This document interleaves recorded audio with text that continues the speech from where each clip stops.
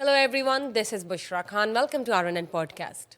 हमारी कोशिश होती है कि हमेशा की तरह आपके साथ पाकिस्तान के कवानीन डिस्कस करें और आपको ये बताएं कि एक शहरी होने की हैसियत से, पाकिस्तानी शहरी होने की हैसियत से कौन कौन से कवानीन आप पर लागू होते हैं in terms of freedom, independence, आपके हकूक़ की बात की जाए, फैमिली राइट्स की बात की जाए। और अगर आप किसी ऐसी नहज पर पहुंच गई है, आप बच्चों वाले हैं, फैमिली प्लानिंग कर रहे हैं, या आप एज अ कपल ज़िंदगी गुजार रहे हैं और कोई प्रॉब्लम आ जाती है, गॉड फॉरबिड, और आपको अलहदगी इख्तियार करनी पड़ती है, तो उसमें कानून क्या कहता है कि किस तरह से आपके राइट्स फुलफ़िल किए जाएंगे, किस तरह से आपको सेटिस्फाई किया जाएगा, कानून की नज़र में आपको किस तरह से आपका ड्यू शेयर दिया जाए।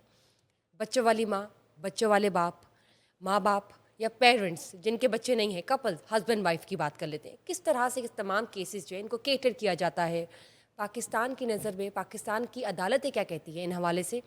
और इसके साथ साथ ये बढ़ता हुआ रुझान डिवोर्स केसेस का, खुला के केसेस का, मेंटेनेंस का, बच्चों की कस्टडी का, इवन के अगर पेरेंट्स की कस्टडी को साइड पे कर दे और वो नहीं पॉसिबल, तो क्या ग्रैंड पेरेंट्स कस्टडी हासिल कर सकते हैं? आज ये भी जानेंगे। मेरे साथ मौजूद है advocate from Lahore high court miss Iqra Nasir और advocate again from Lahore high court mister Haris Shahzad. अस्सलाम वालेकुम। वालेकुम सलाम। क्या हाल है आपके? बिल्कुल ठीक, आप कैसे हैं? ठीक, आप कैसे हैं I Haris? Am good, thank you. Thank you, आप दोनों ने आज कीमती वक्त निकाला। यूजली हमारी कोशिश होती है कि हम कुछ ना कुछ पाकिस्तान के हवाले से बात करें कवानीन को मद्देनज़र रखते हुए, और हारिस आप हमेशा कहीं ना कहीं ऑक्यूपाइड होते हैं, ज़ाहिर है केसेस डील कर रहे होते हैं, और फिर हम आपको डिस्टर्ब नहीं करते बिकॉज वो बहुत इंपॉर्टेंट होता है। डिसीजन मेकिंग चल रही होती है, किसी की ज़िंदगी या तो सवर रही होती है, या तो कोई एक हल्का सा गलत फैसला Yeah. आपको कहाँ से कहाँ पहुँचा दे, you can not even imagine, and this is a very sensitive matter जो आप लोग रोज़ ड्यूटीज़ निभा रहे होते हैं। Hats off to that first of all. Thank you so much. मैं आपसे स्टार्ट करूंगी इकरा, ये बताइए सबसे पहले कानून क्या कहता है, लीगल रिक्वायरमेंट्स क्या है निकाह की? सबसे पहले आपकी लीगल कैपेसिटी होनी चाहिए। जो दो पार्टनर हैं उनकी कंसेंट बहुत ज़रूरी है, फ्री विल होनी चाहिए, ऑफर एंड एक्सेप्टेंस होनी चाहिए। ऑल्सो उसके अंदर ये बहुत ज़रूरी है कि विटनेसेस, हक महर और रजिस्ट्रार जो निकाहनामा और ऑल्सो निकाहनामा जो निकाह करवाते हैं वो रजिस्ट्रार और निकाहनामा, ये बहुत ज़रूरी है, ये एलिमेंट्स निकाह करने के लिए। ठीक है, शरई पॉइंट ऑफ व्यू से भी ये चीज़ें रिक्वायर्ड होती हैं, राइट? शरई पॉइंट ऑफ व्यू से भी रिक्वायर्ड होती है। हमारे लॉ में सिर्फ वही चीज़ें मौजूद हैं जो हमें जो हमारे शरई लॉज को कॉन्ट्रडिक्ट नहीं करती हैं। ठीक हो गया। लेकिन मिस्टर हारिस, उन्होंने बताया निकाह की प्रोटोकॉल्स, ठीक है, आपने शरई पॉइंट ऑफ व्यू से और पाकिस्तान के कवानीन एज अ सिटीज़न पूरे कर दिए, आपकी शादी हो गई, अब आप एक बंधन में बन चुके हैं जो कि हलाल है, कानून की नज़र में जो कि वैलिड है, लीगल है। रजिस्ट्रेशन की तरफ जाना चाहूँगी। अगर आपका निकाह रजिस्टर्ड नहीं है, शरई पॉइंट ऑफ व्यू से ओके है, वैलिड है, लेकिन कानून, जिस मुल्क के कानून को आप फॉलो करते हैं उसके अंदर अंदराज नहीं है। पहले तो आपका बहुत शुक्रिया कि you took this topic, family laws को डिस्कस किया, क्योंकि फैमिली लॉज आजकल बहुत बड़ा इश्यूज़ जो है ना क्रिएट हो चुके हुए हैं और लोगों को इसकी अवेयरनेस की ज़रूरत है। स्पेशली तौर पे मेरी कुलीग ने जो बात की, फैमिली जो निकाहनामा रजिस्ट्रेशन की बात की कि प्रोसेस के लिए क्या क्या रिक्वायरमेंट है, वो मैंडेटरी रिक्वायरमेंट्स हैं, वो सब चीज़ें ऑब्लिगेशंस पूरे होते हैं तो आप निकाहनामा के लिए एलिजिबल होते हैं। अब आपने जो बात की कि रजिस्ट्रेशन एक ऐसा प्रोसेस है जिसके बेसिस के ऊपर आपने एक बेसिकली शादी है क्या, it's a contract, it's a legal contract. तो जब कॉन्ट्रैक्ट रजिस्टर्ड ही नहीं होगा, इसमें आपकी कंसेंट है, अगर आपकी एक्सेप्टेंस है, तो you have to make it registered.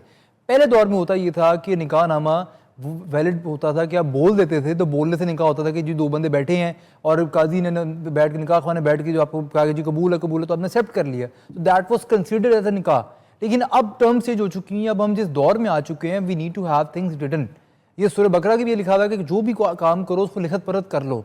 तो इट्स वेरी इंपॉर्टेंट कि आप जब भी निकाहनामा करो तो उसको पहले इट्स मैंडेटरी फॉर यू कि आप निकाहनामा अपना जो है वो पहले निकाहनामा की एसेंस को पूरी करो। जब आपने एसेंस पूरी कर दी है, then it's a requirement of the government कि जब आपने अपना फैमिली ट्री रजिस्टर करवाना है, जब आपने किसी का स्पाउस बनना है, जब आप किसी के निकाह में आ गए हैं, वेडलॉक में आ गए हैं, then you need to register with NADRA, ताकि आपका निकाहनामा वैलिड हो जाए। क्योंकि कल को अगर आप इस चीज़ के ऊपर आते हैं, अगर आप अपनी इनहेरिटेंस पे आते हैं, आप बच्चों की कस्टडी के लिए, गार्डियनशिप के लिए आते हैं, किसी भी प्रोसेस के लिए आते हैं, तो यू नीड निकाहनामा रजिस्टर्ड। तो जब तक आप उसके वैलिड निकाहनामा में रजिस्टर्ड ही नहीं होंगे और इनवैलिड जो है वो शो हो रहे होंगे, तो फिर आप अपनी इस चीज़ को क्लेम नहीं कर सकते, फिर आपको प्रॉब्लम आ जाएंगी। क्योंकि कल को फॉर एग्जाम्पल अगर एक निकाहनामा रजिस्टर्ड नहीं है और एक रजिस्टर्ड निकाहनामा किसी और के साथ निकल आता है तो कोर्ट या लॉ उसको वैलिडिटी ज़्यादा देगा जो कि रजिस्टर्ड है, और आप अनरजिस्टर्ड होंगे। लेकिन अनरजिस्टर्ड होने से आपका निकाह वॉइड नहीं होता, इट्स अ वॉइडेबल थिंग, ये खत्म नहीं होता, ये रहता है, नहीं होगा, नल वॉइड नहीं होगा, कानून की नज़र में अहमियत नहीं रखता, अहमियत नहीं रखता, बिकॉज इट्स इंपॉर्टेंट, तो मैंडेटरी कि you need to have registration. Right, बिल्कुल दुरुस्त। इसी के साथ साथ निकाह की बात अगेन करना चाहूँगी। इकरा ये बताइए, निकाह में सर्टन कंडीशंस एक औरत कौन सी रख सकती है, या क्या कितनी स्पेस इसको दी गई है? क्लॉजेस की बात करते हैं। अगर हम वैसे सोसाइटी की बात करें तो सोसाइटी में सबसे पहले ये करते हैं कि जब निकाह नामा साइन करने की बारी आती है, जो सारी कंडीशन रखने वाले जो भी क्लॉजेस होते हैं उससे पहले ही काट दिया जाता है, क्योंकि आई थिंक हमारा सिस्टम इस तरह का बन गया हुआ है कि ये हम औरत को इतना इंपॉर्टेंट समझते ही नहीं है कि हम उसे उसका ये राइट दें। तो वैसे तो इस्लाम में बहुत ज़्यादा आप कंडीशन सेट कर सकते हो। सबसे पहले आप ये कर सकते हो कि औरत खुद भी तलाक ले सकती है, जिसको तलाक तफवीज़ कहते हैं, कि आदमी अपना राइट डेलीगेट कर देता है औरत को कि वो तलाक खुद ले सकती है उससे।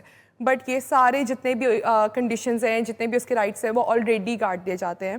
तो ये आई थिंक हमारे माशरे का सबसे बड़ा इशू ये है, और इस बारे में किसी को पता ही नहीं है। हम कब से निकाह में से एकदम बेसिक कॉन्ट्रैक्ट जो सदियों से साइन होता आ रहा है, लेकिन अभी तक 2026 में आके भी औरतों को इसके बारे में कुछ नहीं पता।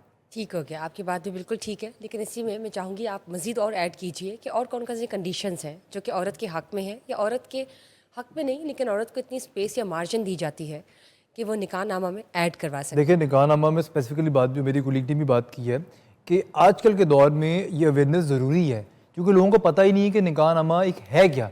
उनके सामने एक डॉक्यूमेंट रख दिया जाता है जिस पर उन्होंने साइन कर रहे हैं, जबकि देखा जाए तो ये पूरा कॉन्ट्रैक्ट है जिसमें विटनेसेस भी हैं। जो एग्रीमेंट में विटनेसेस होते हैं वो कॉन्ट्रैक्ट बन जाता है। उस कॉन्ट्रैक्ट में आप अपनी टर्म्स रखते हैं, क्योंकि वेडलॉक आपने परफॉर्म करना है। तो सबसे पहले आपका नाम आता है, आपका एज आती है, आपकी चीज़ें आती हैं, फिर नीचे जाके क्लॉज आती है कि आया कि औरत को हकमेर का जो हकमेर दे दिया गया है, उसमें वो लिखती है कि जी मुझे वो हकमेर दे दिया गया है, हकमेर मौजल दिया है, गैर मौजल दिया है, वो सारी कंडीशन उसमें आई थी। उसी में लिखा जाता है कि आया कि औरत की कोई कंडीशन है, कोई शर्त शराइत है शादी को लेके, उसमें औरत अपनी शराइत बताती है कि हाँ, फॉर एग्जाम्पल कई लोग होते हैं, औरतें हैं, वो पहले से कहती हैं कि जी मुझे मेंटेनेंस दी जाए, तो वो कंडीशन लिखवा देती है कि जी मुझे मेंटेनेंस दी जाए। कई औरतें होती है वो लिखवाते हैं कि जी मुझे सेपरेट घर दिया जाए, तो वो मर्द उसमें लिख के देता है कि सेपरेट। ये चलता है, लेकिन हमारे मुल्क में नहीं होता। और कंट्रीज में ये चीज़, ये ट्रेडिशन फॉलो किया जाता है कि जहाँ पे लिखते हैं स्पेसिफिकली कि औरत को सेपरेट घर दिया है, उसको नानफा दिया गया है, ठीक है, या उसको ये राइट्स दिए गए हैं, ये चीज़ें उसको दी गई हैं, ये लोग लिखवाते हैं, तो वो कंडीशंस बन जाती हैं। यही कंडीशन लिखवाते हैं। ये कंडीशन नहीं लिखवा सकती कि औरत की जी मैं रात को इस कमरे में सोऊंगी तो मुझे दूसरे दिन उस कमरे में सोना है, ये तो बड़ी वीक सी कंडीशन हो जाएगी। तो वैलिड कंडीशन ये होती हैं कि वो अपना हक मांगती है, मेरा हक ये है कि मुझे जो है ना वो मेंटेन किया जाए, मुझे मेंटेन किया जाए प्रॉपरली, मुझे ये चीज़ दी जाए, मुझे सेपरेट घर दिया जाए ताकि मैं अपनी लाइफ स्टाइल को अच्छा बना सकूँ। ये कंडीशन होती हैं, वो लिखवाती हैं, and it's a valid thing. और सबसे बड़ी कंडीशन जो है वो तलाक की है, कि औरत को तलाक का जो राइट दिया जाता है वो सबसे बड़ी कंडीशन है, वो सबसे बड़ी उसकी आज़ादी होती है कि उसको एक हक दिया जा रहा है मर्द के मुकाबले में, क्या है कि मर्द उसको ये राइट दे रहा है कि तुम तलाक ले सकती हो खुद से, ना कि तुम्हें प्रोसेस को फॉलो करना खुला का, जो कि आगे जाके अभी डिस्कशन की जाएगी। और हक महर के हवाले से आप दोबारा बताइए, जैसे मौजूल और गैर मौजूल होता है। एक होता है कि आपने बिल्कुल अदा करना है, आपका निकाह होता है फ़ौरन before you get into a proper marital relation, and एक होता है गैर मौजूल, जो कि आप अपनी ज़िंदगी में during your relation, marital relation, कभी भी अदा कर सकते हैं।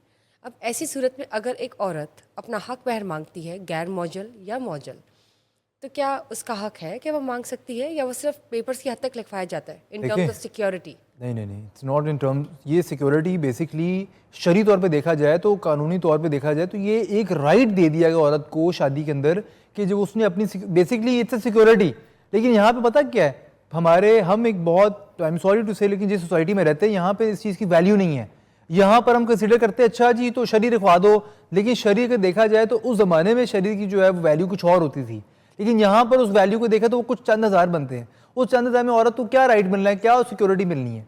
तो अब बात यह है कि औरत को सिक्योर कैसे किया जाए, उसलिए किया जाए कि जब औरत को यानी हक दिया जाता है, उसकी वैल्यू ये होती है कि कल को अगर वो मर्द उसको छोड़ता है तो एटलीस्ट कोई मॉनिटरी चीज़ उसके पास हो, क्योंकि औरत कमाती नहीं है, तो एटलीस्ट वो इतनी सर्टन अमाउंट उसके पास हो कि वो अपने बच्चे पे लगा सकती हो, अपनी लाइफ पे लगा सकती हो, जो उसने आपको कंट्रीब्यूट किया एज ए वुमेन कंट्रीब्यूट किया है, एज ए मदर कंट्रीब्यूट किया है, एज ए वाइफ कंट्रीब्यूट किया है, इन रिटर्न वो कुछ चीज़ ले सकती हो। तो वो आपको सिक्योर करने के लिए, आपकी लाइफ को जो है सिक्योर करने के लिए, वो एक हस्बैंड में ऑब्लिगेशन है कि आया कि ये बंदा मैरिटल अफेयर को जो है वो कहते हैं अफोर्ड कर भी सकता है, चला भी सकता है कि सिर्फ जो है इसने शादी करनी है और शादी करके छोड़ देना है, क्योंकि पहले वक्त में ये ज़रूर होता था कि औरतें जो है वो शादी करते थे और छोड़ देते थे मर्द।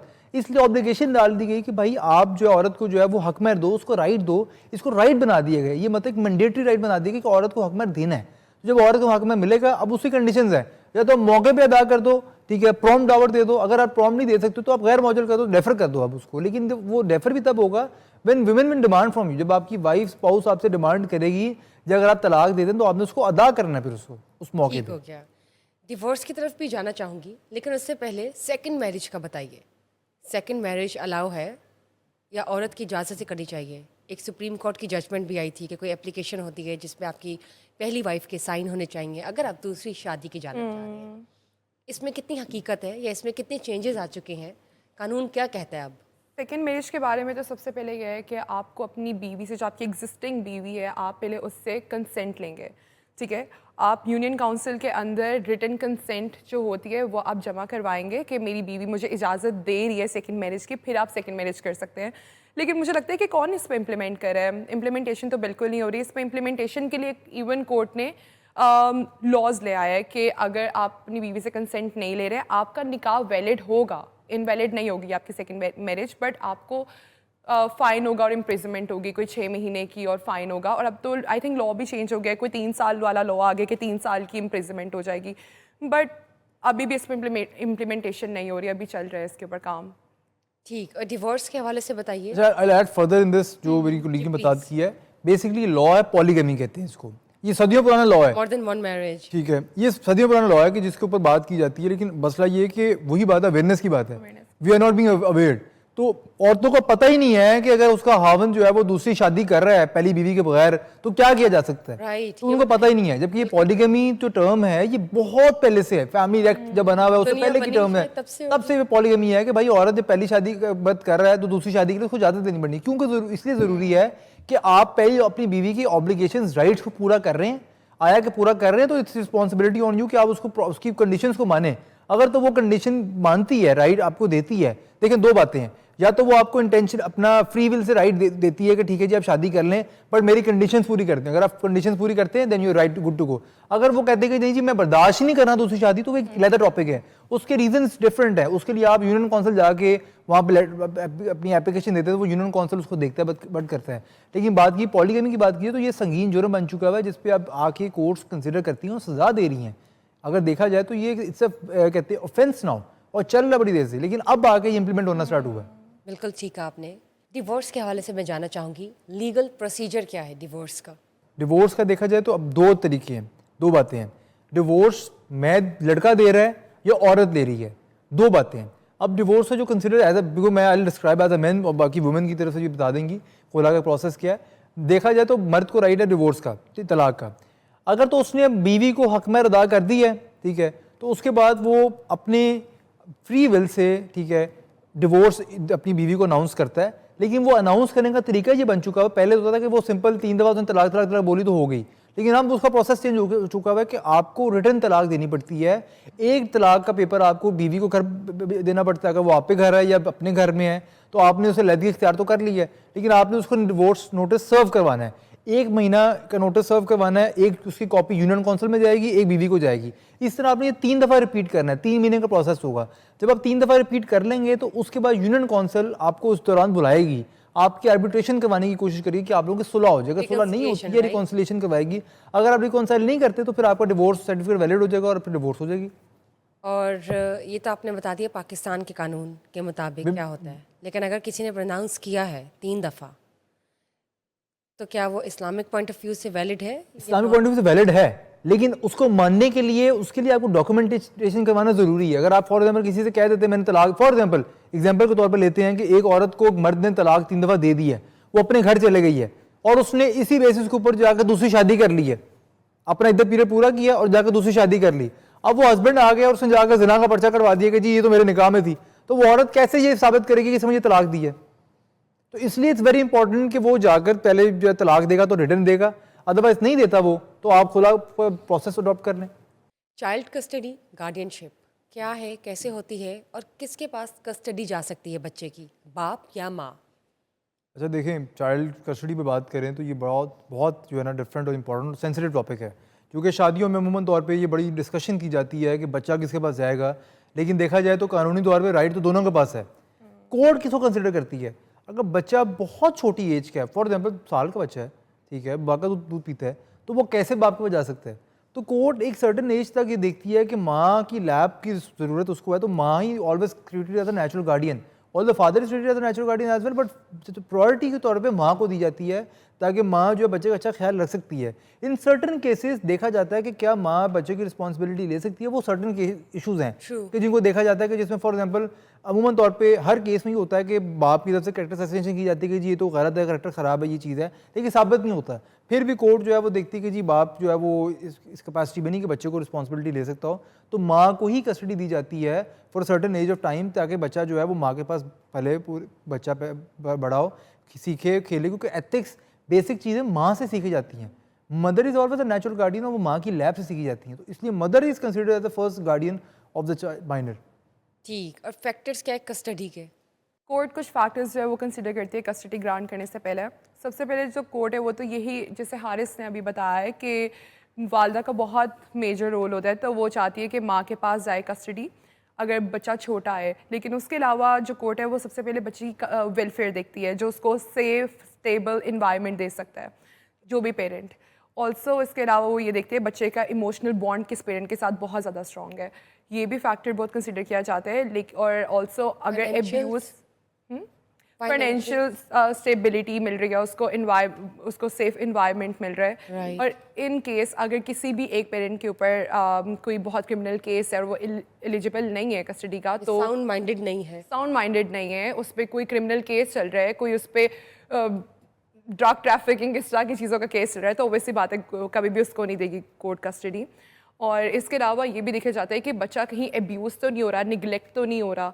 अगर एक पेरेंट को ऑलरेडी कस्टडी मिली हुई है और वो निगलेक्ट करे और वो उसको वो सारा सेफ एनवायरनमेंट नहीं दे रहा, तो कोर्ट दूसरे पेरेंट को ग्रांट कर देगी कस्टडी। और अक्सर ऐसा भी होता है, इसी में मैं ऐड करना चाहूँगी कि फॉर एग्जांपल माँ बाप दोनों मुनासिब ही नहीं है बच्चे की कस्टडी के लिए, तो फिर बच्चे की कस्टडी नेक्स्ट किन को जाती है जो कि बहुत करीबी रिश्तेदार है, करीबी रिश्तेदार में या ग्रैंड हाँ जी, या अगर चले वो भी नहीं है तो फिर किसी ऐसे को जाती है जो कि फैमिली फ्रेंड है, यहाँ तक भी टर्न बाय टर्न आप जाते हैं उस लेवल तक। और साउंड गार्डियनशिप माइंडेड की बात करें ना, मैं एक चीज़ क्लियर कर दूं, ग्रैंड पेरेंट्स का भी जजमेंट्स भी हैं इस पे, जरूरी नहीं है कि माँ को ही कस्टडी मिले, जरूरी नहीं है, नहीं है। कहीं लिखा नहीं हुआ। मेरे पास एक केस आया है, उसमें यही हुआ था कि बल्कि जजमेंट भी है जिसमें मैंने पहले बताया था कि वो खाला थी, बचपन से उसी ने पाला था। तो सबसे पहले बात होती है वेलनेस की। हमेशा कोर्ट में हमारे स्टैचू में ये नहीं लिखा हुआ कि माँ एलिजिबल है, वो तो कोर्ट फैसला देती है माँ एलिजिबल है, लेकिन वो पहले कहती है वेलनेस। तो अगर फॉर एग्जाम्पल डे 1 से माँ ने बच्ची दे दी खाला को पालने के लिए,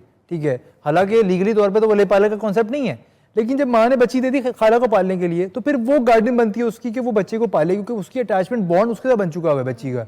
अगर थ्रू आउट 5 साल 6 साल 7 साल तक बच्ची को खाला ने पाला है और माँ की शक्ल ही नहीं देखी है, तो खाला बच्ची के लिए तो माँ तो खाला ही हुई है, तो आप उसको उससे निकाल देंगे तो वो मेंटली तौर पे बच्ची जो है वो स्टेबल नहीं रह पाएगी, ट्रॉमा है, ट्रॉमेटाइज हो जाएगी। एंगल पे आपका पूरा जो माइंडसेट है वो हिल जाता है। और ये ज्यादा है कि अगर आप अपने बच्चे को बचपन में कोई, अगर आप लोग का पर्सनल फैसला है कि आप अपना बच्चा किसी और को देते हैं, आपस में आप किसी और को दे देते कि चले वो ग्रूम कर दे, वो पाल दे, उसकी नशनुमा कर दे, फिर बाद में जाके आपको ख्याल आता है कि नहीं अभी हमें चाहिए, तो ये ज्यादती अपने बच्चों के साथ प्लीज़ मत करें, ये उनके साथ बहुत ज्यादती है। आप उनको मेंटली जो है ब्लॉक कर रहे हैं, उनका मेंटल लेवल ब्लॉक हो जाता है। ग्रैंड पेरेंट्स की बात करना चाहूँगी। अच्छा, ग्रैंड पेरेंट्स की बात करें तो कई केसेस में ग्रैंड पेरेंट्स को कस्टडी मिलती है जी, लेकिन उन केसेस में मिलती है जहाँ पे वालदा फॉर एग्जाम्पल वालिद या वालदा नहीं है, तो वो जो ग्रैंड पेरेंट्स को सबसे पहले जो कस्टडी होती है वो नानी को मिलती है, मतलब नानी की तरफ से क्लेम की जाती है, ठीक है, क्योंकि माँ की तरफ पहले जो रुझान होता है तो नानी को पहले दी जाती है। अगर वो नहीं है तो पैटर्नल साइड पे चल जाती है।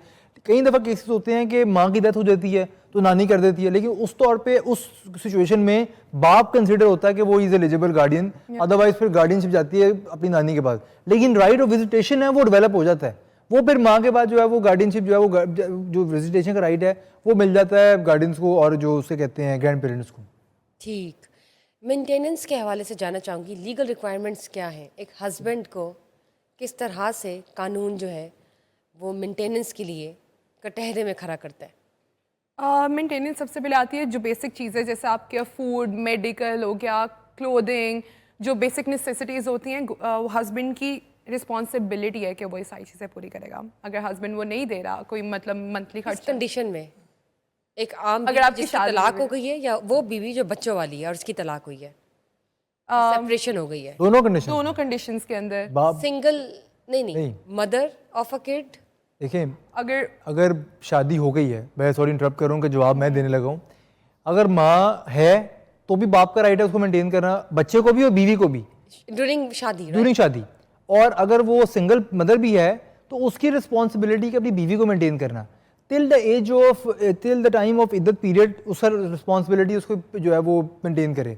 ये ऐसी जजमेंट्स हैं। मदर के सिंगल वुमेन, सिंगल वुमेन अगर औलाद नहीं है, अगर औलाद नहीं है तो उसकी रिस्पॉन्सिबिलिटी में बीवी को मेंटेन करना, मेंटेनेंस दोनों की होती है, During बच्चों शादी, को नहीं है, during ड्यूरिंग शादी। शादी उसकी में है, Yes, true. शादी के बाद नहीं। अगर फॉर एग्जांपल एक औरत है, ठीक है, और वो आपके साथ घर पे रह रही है लेकिन आप उसकी बेसिक नीड्स को पूरा नहीं कर रहे, वो केस कर देती जाके, ठीक है, तो आप उसको मेंटेन करेंगे, आप उसको सर्टेन अमाउंट पे करेंगे। कई केसेस में होता, मैंने करवाई हुई है। हाँ, अगर आपने खुला ले लिया, लैदा हो गए हैं, तो सिर्फ आपको इद्दत पीरियड तक की जो मेंटेनेंस मिलती है। अगर आप ये साबित करते हैं कि मैं इस पीरियड तक जो है इसके साथ रही हूँ और मैंने जो है वो नहीं किया हुआ, तो फिर वो आपको मेंटेन करेगा, हस्बैंड मेंटेन करेगा बीवी को। ये रिस्पॉन्सिबिलिटी है। क्या हुआ मतलब व्हाट? हस्बैंड की रिस्पॉन्सिबिलिटी है to maintain his wife till the period till the ends of ends the of right. The shaadi. Yes. जब तक शादी वैलिड है, इंटैक्टेड है, Right. तब तक हस्बैंड ने बीवी को मेंटेन करना है, मेंटेनेंस देनी और है। अगर जो वाइफ है वो सेपरेट हो जाती है, अगर वो सेपरेट हो जाती है और अपनी मर्जी से जाती है Claim घर कर छोड़ सकती है के, तो maintenance? फिर मेंटेनेंस नहीं मिलती उसको। ठीक। और मेंटेनेंस अगर पे नहीं की जाती तो क्या अगर रेमेडीज है? मेंटेनेंस पे नहीं की जाती तो आप केस फाइल कर सकते हो। कोर्ट फिर चीज़ें कंसीडर करेगा कि सबसे पहले कोर्ट देखेगा कि अगर आप अपने हस्बैंड के साथ अगर नहीं भी रह रहे हो, आप नहीं रह रहे हो फॉर सम रीज़न उसके साथ, और आप प्रूव कर देते हो कि he is like very cruel, वो अब्यूसिव है, वो इन रीजंस की वजह से आप उसके साथ नहीं रह रहे हो अपने हस्बैंड के साथ, बट आप निकाह में हो, तो आप मेंटेनेंस क्लेम कर सकते हो। और कोर्ट आपको उसकी सैलरी, जो उसकी जितना वो कमाते हैं, उसके अकॉर्डिंग देख के आपकी मेंटेनेंस है वो फिक्स करेगा कोर्ट, और वो आपको पेबल है। अगर आप कोर्ट पहले आपको ऑर्डर करेगा, अगर वो आपको पे नहीं करा, फिर आप एग्जीक्यूशन करवा सकते हो कोर्ट से, और फिर वो आपको पे करना पड़ेगा। अगर वो नहीं करा तो इट्स एन ऑफेंस। अच्छा, इसमें थोड़ा सा मैं और इनैक्ट कर दूं जी प्लीज। और इसमें थोड़ा सा और ज़्यादा जो है वो एब्स्ट्रैक्ट करके बता दूं कि बेसिकली मेंटेनेंस होती क्या है। मेंटेनेंस औरत का राइट है, उसको एक राइट दे दिया गया है शरई तौर पे, कानूनी तौर पे, कि भाई हस्बैंड की रिस्पॉन्सिबिलिटी है कि वो अपनी बीवी पर माल खर्च करेगा। ठीक है, माल खर्च करेगा मतलब ये कि मेंटेन करेगा, उसकी रिस्पॉन्सिबिलिटी उसकी नीड्स को पूरा करेगा। जब नीड्स पूरे करने की बात है तो मेंटेन करना है। अब किन सिचुएशंस में एक हस्बैंड से मेंटेनेंस ली जा सकती है? अगर हस्बैंड जो है वो बेटी अपने बीवी को मेंटेनेंस नहीं दे रहा तो हम कोर्ट जाते हैं। अब कोर्ट जाके हम सूट फॉर मेंटेनेंस फाइल करते हैं।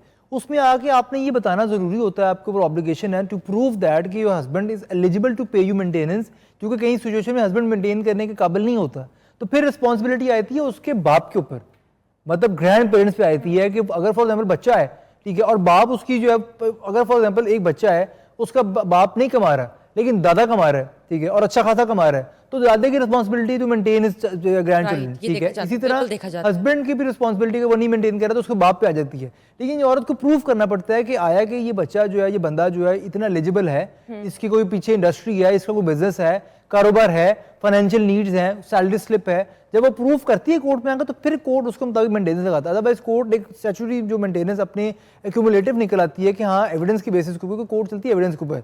ऐसे नहीं होगा कि कल को औरत जाएगी क्लेम करेगी मुझे लाख रुपए मेंटेनेंस चाहिए, तो कोर्ट कहेगी चलो जी हस्बैंड 2 लाख कमाते तो जब तक कोर्ट में प्रूफ नहीं आएगा, बीवी प्रूफ नहीं करेगी कि आया कि हस्बैंड जो है 2 लाख सैलरी कमाता है या 3 लाख बिजनेस से कमाता है, वो उसके स्टेटस को जब तक नहीं करेगा तब तक जाके कोर्ट जो है मेंटेनेंस उसके मुताबिक फिक्स नहीं करेगी।